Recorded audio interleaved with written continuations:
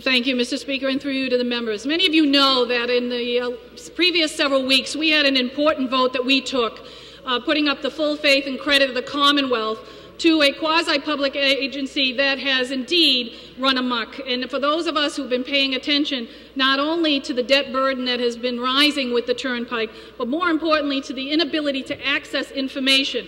I know there are some other amendments that are going to be taken up today that deal with the problem we have in the Commonwealth with our quasi-public agencies. And what we have is a problem of being able to access information.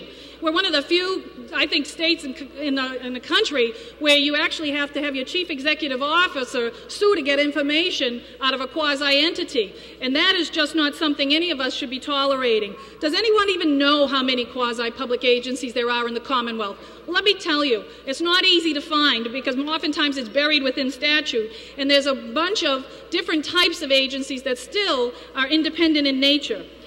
What we are doing today is asking for reform of quasis majorly in one way or another. And the problem is we are at a public confidence level that really is not only at an all-time low, but it speaks to the issue of government effectiveness and transparency and efficiency.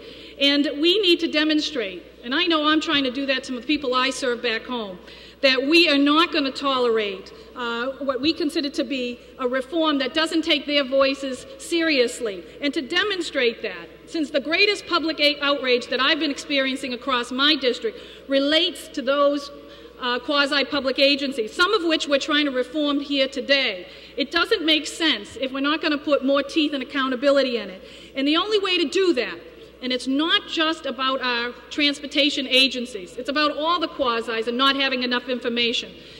I know people think that's burdensome, but we have right now a bill that's even being held up in the Senate because there are those people who also believe accountability is so important that before we continue to go forward, we have to know the finances. We need to know how they're being accountable to the Commonwealth. We also need to know that in order to be able to do true and meaningful reform.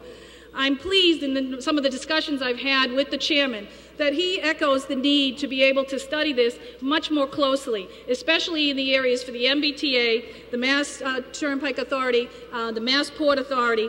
And embarrassingly enough, I don't think there's one person in this building or in the Commonwealth, other than maybe a board member of one of these authorities, especially like the Turnpike Authority, that can actually tell you what their existing assets are.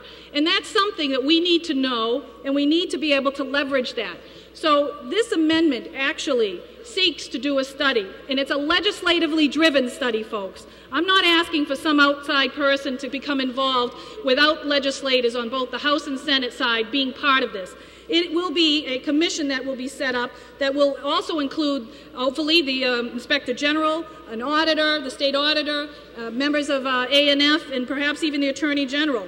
And we're hoping that this study will get at language that will look at quasi-public agency governance, will look at the actual benefit structures within these particular authorities. We'll look at the financial management practices, the accounting, the controls, and whether their policies and procedures are in place to ensure the integrity of the quasi-public agency.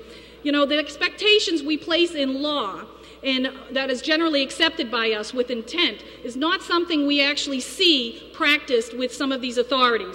I know that we have created within the big reform bill an advisory capacity, at least for one of the authorities, namely the Mass Port Authority. And I think that's a good thing. It gives the public an extension of oversight.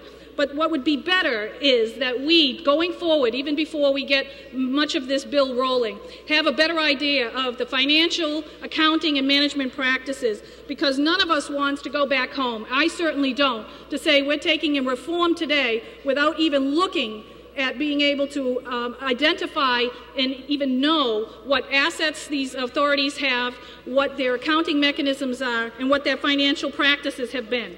So I look forward to being able to have support on this amendment because it will be something that's legislatively driven.